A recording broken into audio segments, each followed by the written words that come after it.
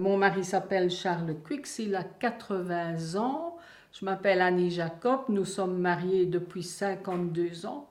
Depuis toute jeune, j'ai toujours aimé rendre service. C'est sans doute dû au fait que j'ai été chez les guides. Charles, il a fait toute sa carrière comme agent de voyage chez Wagon Lee Cook. D'après moi, les débuts de la maladie d'Alzheimer, je les ai décelés en 2010. Mais comme j'étais en gériatrie, je me demandais, est-ce que c'est de la dépression? Est-ce que c'est de la maladie d'Alzheimer?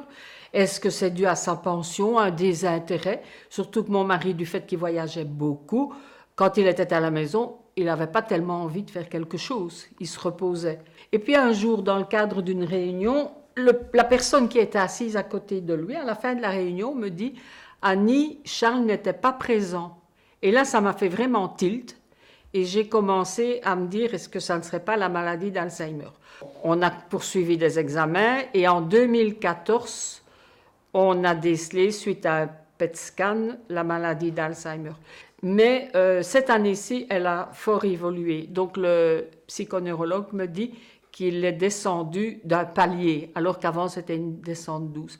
Et effectivement, ici, il ne reconnaît plus les armoires. Pour l'aider à s'orienter dans notre nouvel environnement, ce qui ne fut pas facile, le psychologue m'avait conseillé d'agrafer sur les portes le nom de la pièce. Malgré ça, quand je lui dis par exemple « Charles, tu vas porter ton pyjama dans ta chambre », il ne sait pas où est la porte de la chambre, mais je vois qu'il lit tous les panneaux. Accompagner un malade d'Alzheimer, c'est un apprentissage de chaque jour, avec des réussites et avec des défaites. C'est quelque chose qui vous permet, moi en tout cas, d'être contente de moi-même. Ce qui serait important aussi, et que moi j'ai sans doute plus facile du fait de mon bénévolat, c'est apprendre à mobiliser une personne d'Alzheimer. Par exemple, quand elle est dans son fauteuil, il y a une méthode pour l'aider à sortir du fauteuil pour qu'elle ne glisse pas. La même chose, j'ai eu la blague, Charles était tombé en cueillant des cerises, j'ai eu du mal à le relever parce que ça, je n'avais jamais appris. Maintenant, on m'a expliqué comment il fallait faire. La même chose quand on le met à la douche, parce que Charles, je le mets à la douche. Pour le moment, je ne juge pas tellement urgent de faire partie des associations. Mais par contre, je lis énormément de récits. Donc il y a 3-4 mois, on a pris un chat, on a sauvé un chat, c'est important aussi, sauver un chat, et qui est maintenant notre point d'intérêt à tous les deux. Donc Charles s'occupe du chat, moi je m'occupe du chat, on échange au sujet du chat. Et ce qui est interpellant, c'est que ce chat me mord et il ne mord pas Charles. Il y a aussi un livre, ce qui m'avait aussi décidé à prendre un animal, c'est que j'ai lu et je relis un chat médium nommé Oscar.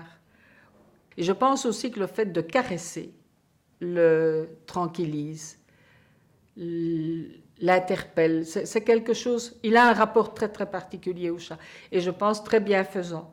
Ici, ce que l'on peut observer, c'est combien il y a moyen de s'adapter aux difficultés lorsque celles-ci sont présentes et que faire preuve d'imagination, parfois, permet de façon assez simple de résoudre un problème qui paraissait insolvable, tel que mettre le nom du lieu sur la porte ou retirer les distracteurs lorsqu'on est à un endroit auquel il faut être attentif. Par ailleurs, je pense que ça nous rappelle combien le cerveau est un organe étrange. En fait, le cerveau a deux caractéristiques fondamentales qui sont très bien expliquées par le cas présent. La première caractéristique du cerveau est qu'il est fait de façon similaire chez tout le monde. On a une structure cérébrale qui fait que pour chacun d'entre nous, moi, elle, lui, le malade, le non-malade, connaît une façon de répartir les aires dans le cerveau de façon prédéfinie. Ce qui veut dire qu'une zone du cerveau est responsable d'une fonction, et ce qui veut dire que quand elle est abîmée, elle donne un symptôme particulier. C'est ce qui va nous permettre de nous baser sur l'histoire de personnes ayant vécu les mêmes problèmes que ceux que l'on confronte et que l'on voit au moment où on les observe, se baser sur leur histoire pour tirer des conclusions par rapport au vécu de la personne face à laquelle on est. Mais la deuxième caractéristique du cerveau, c'est qu'il est plastique, et donc qu'il est capable d'apprendre.